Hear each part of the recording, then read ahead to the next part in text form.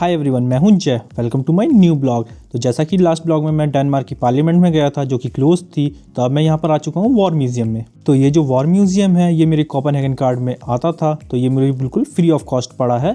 और ये जो वॉर म्यूजियम है ये काफ़ी ज़्यादा हिस्ट्री से रिलेटेड है। मतलब आपको ये नेवल हिस्ट्री से लेकर जो बहुत पहले जो नाव होती थी उससे लेके जो आज का डेनमार्क है, जैसे कि अफगानिस्तान में इनके जो ऑपरेशन हुए थे उन सब की हिस्ट्री को रखता है। The battle of Holi land जो भी है, ये देखिए तो उसकी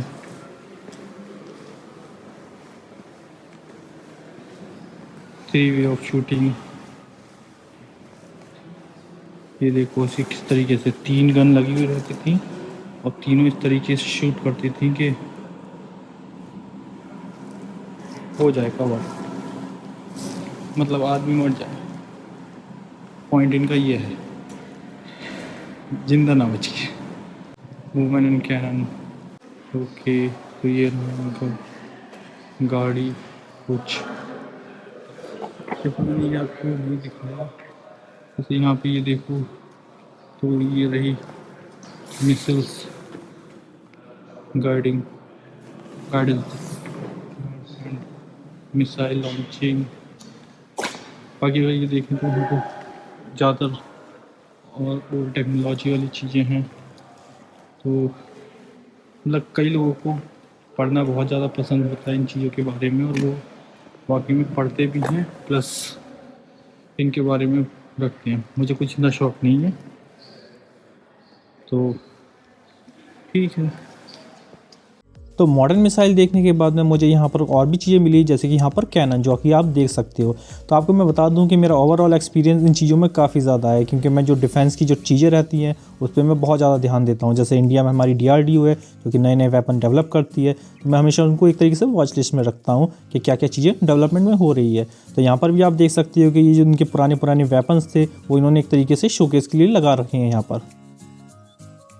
तो पुरानी ज़माने की कैनन देखने के बाद मैं यहाँ पर मैं आया एक सेक्शन में जहाँ पर इन लोगों ने पूरी की पूरी अफ़गानिस्तान की सिटी की रेप्लिका बना रखी थी। तो यहाँ पर ये शो करना चाह रहे थे कि कैसे हमारे जो जवान थे, जो हमारे फ़ौजी थे, वो अफ़गानिस्तान में रहते थे, वहाँ का कैसा इन्वायरमेंट था और कैसे कैसी जो इन्वायरमेंट था उनको उससे फ़ाइट करना पड़ता था।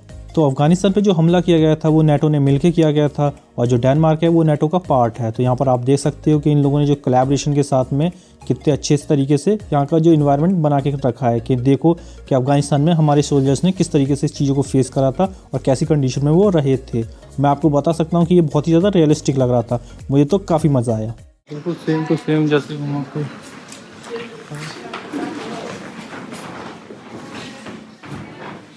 समथिंग अफगानिस्तान का फ्लैग और समथिंग नजर आ रहा है। यार प्रॉपर इन्होंने अपनी वही सीन बनाया कि कैसे सीन में लड़ाई करते थे ये लोग, रहते थे वहाँ, बंकर।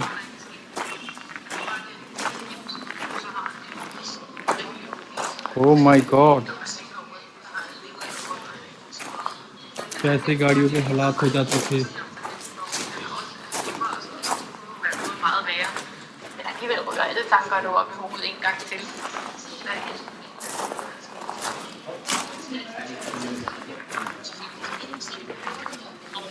टायर के ऊपर है भाई साहब।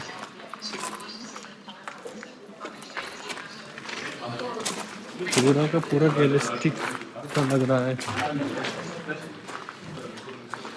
Car everything. देखो कैसे उसमें लड़ाई करनी पड़ती थी, the war having this situation. ऐसे हालातों में लड़ना बड़ा ही, आप समझ सकते हो। ये पता नहीं कहाँ की अफगानिस्तान की सिचुएशन है। ये इक्विपमेंट्स, बंदे, मैप।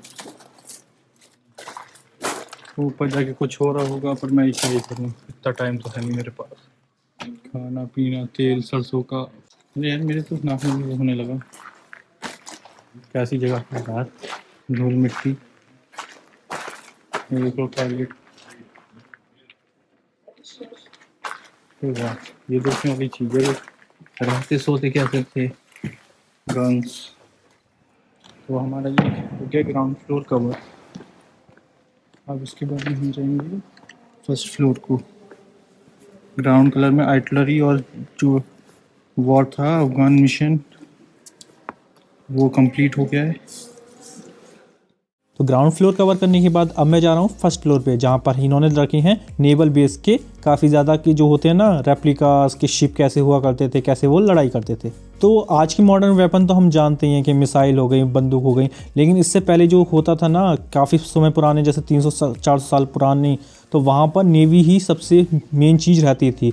जिस कंट्री की नेवी स्ट्रांग है वो कंट्री स्ट्रांग है। तो यहाँ पर आप देख सकते हो कि यहाँ पर जितनी भी जो डेवलपमेंट किया जाता था ऑफेंस से लेके डिफेंस तक के लिए, तो वो सारा वेपनाइजेशन जो होता था जो बोट्स होती थी उन पे होता था। तो जितनी ज़्यादा स्ट्रांग जो बोट होगी और उस पर वेपन होंगे उतनी ही स्ट्रांग उस देश की आर्मी होगी। देखो वही बात है कि पढ़ने बैठे तो पढ़ ही लेंगे, लेकिन क्या ही ज़रूरत है। ज़रूरत इन द सेंस कि जिन लोगों की हिस्ट्री है वो इसको पढ़े तो अच्छा है कि कब कौन सी वॉर हुई, क्या हुआ। मैं अगर इसको पढ़ भी लेता हूँ, चलो मैं उनकी पूरी हिस्ट्री समझ भी लेता हूँ, तो बट प्रॉब्लम तो वहीं रहेगी ना कि मेरे से इतना क्या मतलब इन लोगों ने कब स्वीडन के साथ लड़ाई करी, कब, मतलब वो इम्पोर्टेंट है लेकिन वही यहाँ के लोगों, रहने वाले लोगों के लिए, मेरे लिए नहीं। क्योंकि मैं तो बाहर से हूँ, मैं चलो इनकी हिस्ट्री जान भी लूँगा तो क्या कर लूँगा। मुझे इंडिया पाकिस्तान की हिस्ट्री में इंटरेस्ट होगा, इंडिया चाइना की हिस्ट्री जो है, वॉर्स, उसकी चीज़ों पर मैं ध्यान दूँगा, नॉट कि स्वीडन और डेनमार्क ने कब लड़ाई करी। ये वाला तो मैं बीच में से देखते ही हुआ आया हूँ क्या था क्या नहीं था। क्योंकि मैं थर्ड वाला कवर करूँगी, थर्ड वाला लग रहा है जैसे ये है, इसमें मुझे वो है इंटरेस्ट। फ्लिपकार्ट, वो क्या नोकिया का, वो हो गया टीवी, मॉनिटर, कुछ भी बोल दो, फ़ोन हो गए। I would be interested so much in this things. Laptop, तो देखो लैपटॉप तक है इन लोगों के पास, और भी other medical Kitts and everything. Camera देख रहे हो, कैमरा कितना बड़ा है। मॉडर्न इक्विपमेंट्स, मॉडर्न आर्टिलरी, ये सारी चीज़ें होती हैं देखने की। Nazi pistols, revolver, dresses. अच्छा थोड़ा मैं गलत चल रहा हूँ, देखो मैं मॉडर्न से इधर की तरफ बढ़ा हूँ, मतलब मॉडर्न से दूसरी तरफ जा रहा हूँ। गलत ऑर्डर है बट चलता है, क्यों, जो मुझे देखना था वो मैंने देख लिया। बाकी इन लोगों के बारे में जान के क्या ही कर लूँगा पुराने ज़माने में।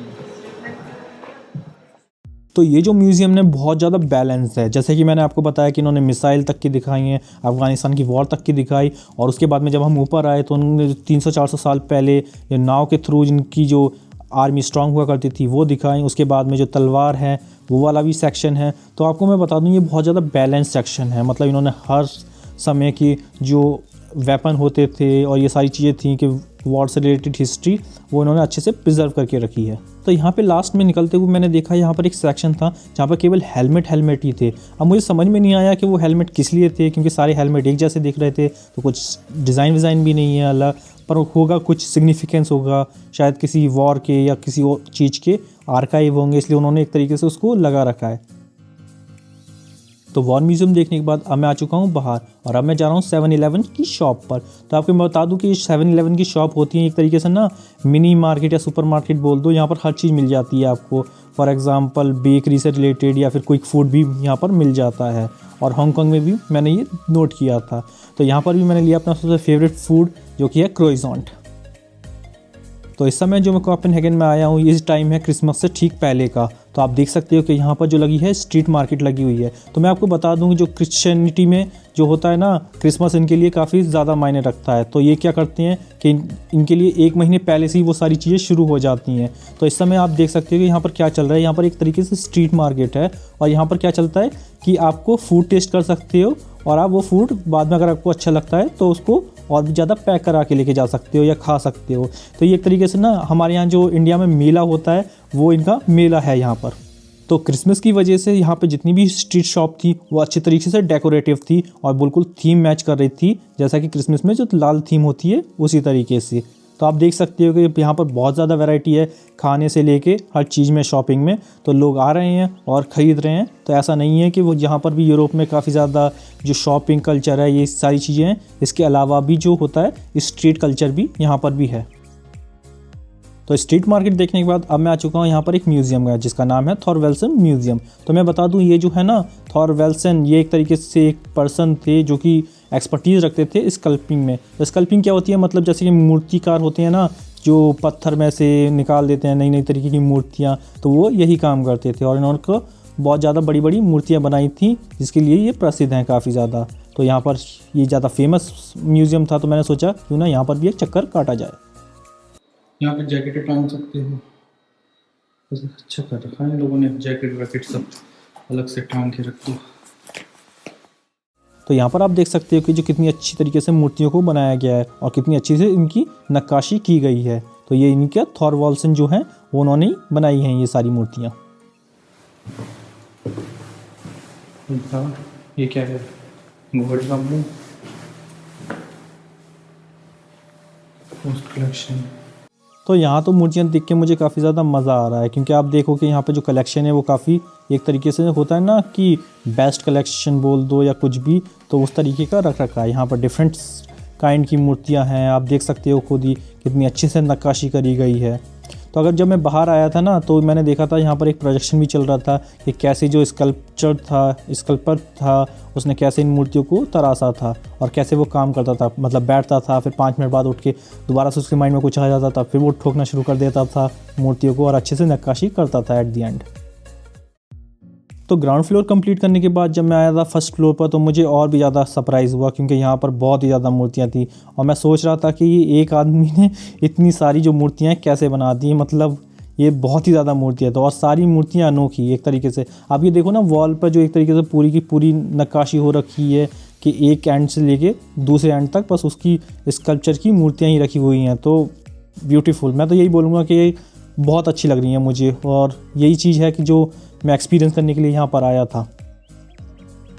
तो फिर मैं यहाँ पे निकला यहाँ के सबसे फेमस पैसेज पर। तो आप देख सकते हो कि दोनों तरफ ना मूर्तियाँ रखी हुई हैं और ऐसा होता है ना कि हॉल ऑफ फेम करके जैसे जो होती हैं ना पैसेज, वैसा ही लग रहा है यहाँ पर कि दोनों साइड पे बहुत ही मूर्तियाँ हैं और मैं बीच में चल रहा हूँ।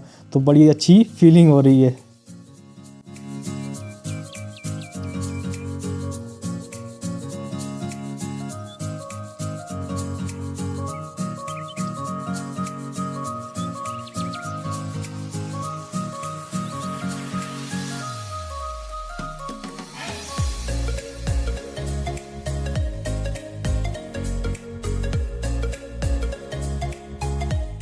तो यहाँ पर मुझे मिला था एक सेक्शन जिसमें था जीसस के बारे में चीज़ें। तो आप देख सकते हैं कि जीसस जो है बिल्कुल बीच में और साथ में है उनकी साइडों में कुछ और मूर्तियाँ जो कि बहुत अच्छी दिख रही थी। तो मेरा एक्सपीरियंस इस म्यूज़ियम का काफ़ी अच्छा रहा है क्योंकि जो चीज़ मैं देखने के लिए आया था वो मुझे यहाँ पर मिल गई है। तो मैं ये बोलूँगा कि ये एक मस्ट विजिट प्लेस है, अगर आपके पास टाइम हो तो ज़रूर विज़िट करना।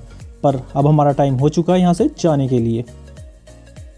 तो फाइनली मैं आ चुका हूँ अपनी हॉस्टल वापस। तो यहाँ पे मैंने डिनर में खाया है दाल चावल जो कि मुझे काफ़ी अच्छे लगते हैं। तो फिलहाल इस ब्लॉग में इतना ही, मिलता हूँ आपसे नेक्स्ट ब्लॉग में एक नई डेस्टिनेशन के साथ।